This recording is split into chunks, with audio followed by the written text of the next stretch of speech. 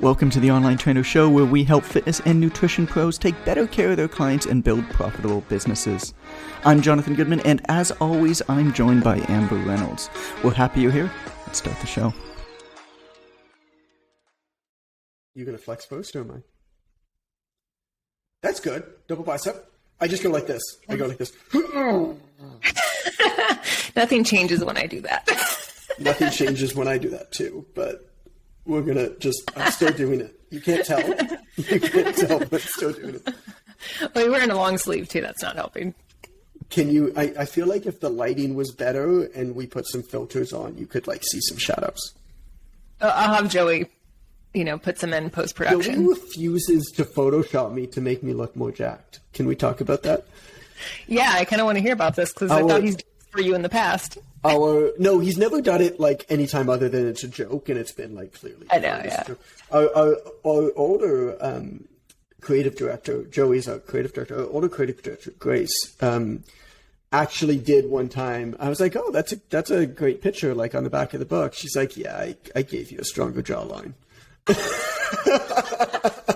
Wow. But which I'm asking, that's funny. I'm a big fan. Yeah, I was a big fan. But Joey refuses to do it. I was like, Joey, can you just give me like a little bit more doubt, here? And yeah, Joey's a stickler like that. He is, and I don't like it. I don't like it at all. You work for a fitness company. You got to make the owner of that company look unrealistically good. That's what we do in our industry. It is, right. We're entertainers. We're narcissists here. I mean, that's what we do. Anyway, okay. What are we talking about? How to create a package that sells? This one's all you, I think. I don't know. I think this one's all you. Amber, you take. I'm going to mute myself. You take this. How to create a package that sells? What should you include in your packages? Go for it. Yeah, so I think what usually happens is when someone creates a package, like, okay, well, I need to do programming, and then I need to do coaching calls, and I need to do an assessment, and then I need to do X and Y and whatever else. And it's the wrong order of things to kind of do. And so what I always tell our students is to reverse engineer a package, right? You can't create a package if you don't understand the problem that you're solving, and you can't understand the problem that you're solving unless you know who it is that you're targeting. And so what I would first do when creating a package is make sure that you understand who it is that you're wanting to work with, and then do a deep dive into what they actually need in order to succeed. I mean, sure, programming is going to be part of it, right? Most likely. But think about what else that might be in their lives that they need to succeed that you may be missing. And so like one of my favorite examples to give here is, if they lack cooking skills, like if you are good at cooking and meal prepping and you know that your target market hates cooking and just lacks the basic skills to do that, like, why don't you tackle that? Like, what if you had a monthly skills workshop that you do with your clients and that's part of your package?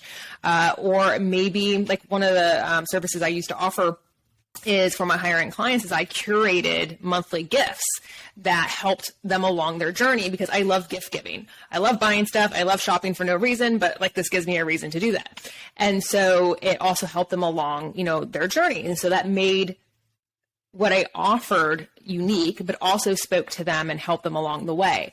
Another really great example I really love, and I wish I could find him. This was a long time ago that I saw him, but one of the things that he offered is he loved shopping, and he had really great style. And what he would do is after a client was with him for a year, and once they've finished their transformation, he would actually fly out and do personal shopping with them to give them a new look to celebrate their transformation. That's cool. Right. I've seen stuff like that too. That's really, really neat. It's like for the modern man. You do like a wardrobe makeover. Yeah.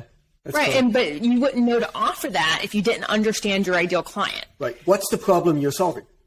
Right. The problem you're solving with his people is, feeling comfortable in your skin, feeling like you look good, feeling like you're a boss when you go out. Exactly. Like, that's not just nutrition and diet and looking good. Right, because if that's all it was that we were offering, I mean, for the most part, I mean, Jon has said this countless times, like they could go to the grocery store and pick up a magazine, and if they would actually follow it, chances are they would get semi-decent results. But where we fill in the nuance of, you know, what they actually need is kind of what makes us special. And that makes people want to buy from us because they know that we understand. And that's such a big thing that's missing for a lot of people, is that we don't always show that we understand what they need, that they feel heard and seen. So when you're building a package, do the homework. And like Jon mentioned in a previous episode, talk to people, find out what they need, find out why previous programs failed, find out why they succeeded, and have those conversations as you're reverse engineering this. And that should largely inform, you know, what you actually put into your packages. So you don't feel like you have to, you don't have to mimic everyone else, because they don't have the same demographic that you have. They don't have the same skill sets that you have. You know, so that's the baseline for creating packages. Yeah, I love what you said about reverse engineering. I think that's huge. Don't start with what you want to do. Start with what your clients need. Yes. And the other part that I'll add to that comes down to communication to a client of what's in the package, which really can be defined as less is more. The more things you tell a client that's in a package, the more reasons for not working with you they'll find. Yeah, they'll start hearing wah, wah, wah, wah. The more reasons for not working with you they'll find. And so, because there's always like little bits, because no one package is going to be right for every single person. It doesn't exist, even people within the same target market. And so what you really want to do is identify the one thing that is specifically appealing to a very specific target market. We've given some examples of this before. Like, hey, there's 3 different tracks. There's 15, 30, and 45-minute workouts. Well, you should stay on the same track. You have the option to switch between them. Because I get it. Like, sometimes you wake up at 5 and you only got 15 minutes and you got a chaotic day. When you want to just get something in, you got a 15-minute workout for you. Right? Your thing about the style thing. I mean, think about, like, you don't need, for the right type of person, I mean, I'm not the customer for this because I don't really care about style, but for somebody who cares about that type of thing, think about the marketing, think about the communication of that. You don't need to tell them how many workouts are in it. You don't need to tell them what nutrition is in it. All you need to say to them is, you're going to get into really good shape that you're going to want to show off. And at the end of it, I'm going to fly to you. We're going to do a style consultation, and we're going to buy you a new wardrobe to fit your new body. You in? Notice you didn't say anything about what you actually offer, because the reality of it is you probably don't know yet. I mean, that would be like a higher end service, of course, if like this person is flying out to them. You can do that with females too, of course, right? But notice you didn't mention it all, because there was one piece of it that specifically is so appealing for that person. You don't need to talk about the other stuff. And that's kind of the key. And that's one of the keys with copywriting is, what's the one thing? What's the one thing that you can bring out that says a lot without saying much? And then the rest of it is just under the iceberg, right? We keep coming back to that concept. Most of what you do, 98% of what you do, is completely and utterly irrelevant to the client in terms of, you know, guiding their decision of whether to sign up with you or not. And a lot of what you do might not apply to the client. You know, you might decide that this client right now simply can't fit in the workouts and you're just going to do the diet stuff. Or, you know what? They really could work on their diet a lot and they really should track their macros. But, like, let's start with one thing that's manageable. Let's cut out, you know, work with them and say, hey, you know, here's what you're telling me you're eating over the course of a week. Like, let's start small. Like, what do you think that you can change this week? Oh, I can cut out all of my mocha frappe lattes that are 800 calories each. I'll tell you what. that seems like a pretty big change to do all in one go. Is there any time when you really, really enjoy that mocha crappa frappe latte? Yeah, you know, I get one on the way to go to work every single day, but I don't really care. But like every Sunday, me and my girlfriends get together and we go for a walk and we all have one I really enjoy. Cool. Keep the one on Sunday. And for the next 2 weeks, let's try you getting just a black coffee on your way to work. That might be the entirety of the coaching that you do for somebody.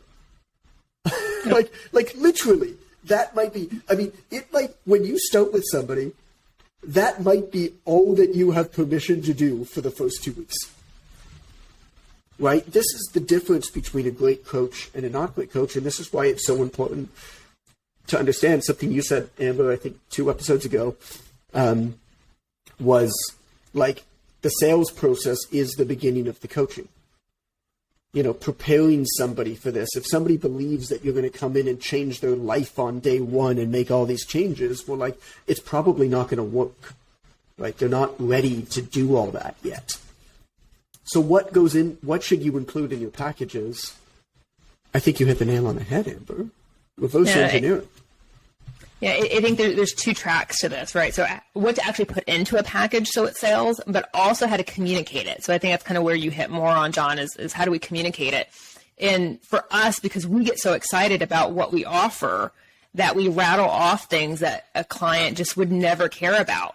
Like, I used to sell computers, and, you know, me trying to sell a computer and say, well, it's got, you know, a solid state drive and a Firebolt, you know, blah, blah, blah, blah, blah. Like, their eyes glass over and they're like, holy crap, I don't need all that.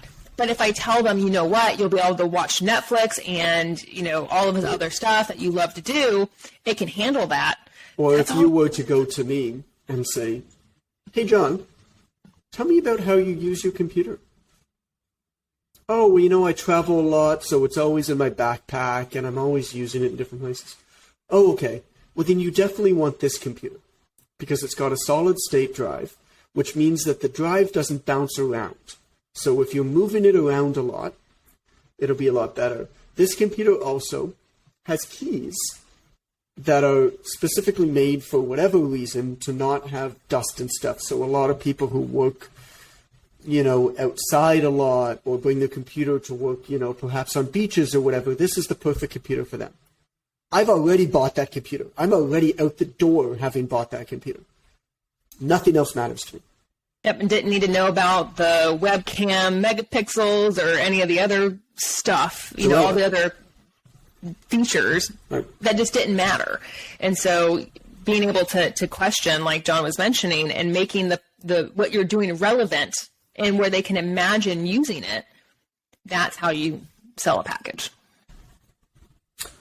Well, that's another episode of the Online Trainer Show, everybody. Thank you for tuning in, and thank you for Amber for flexing and showing us your guns. That's guns with a Z, everybody who's paying attention. Guns with a Z. That's how you know you're jacked.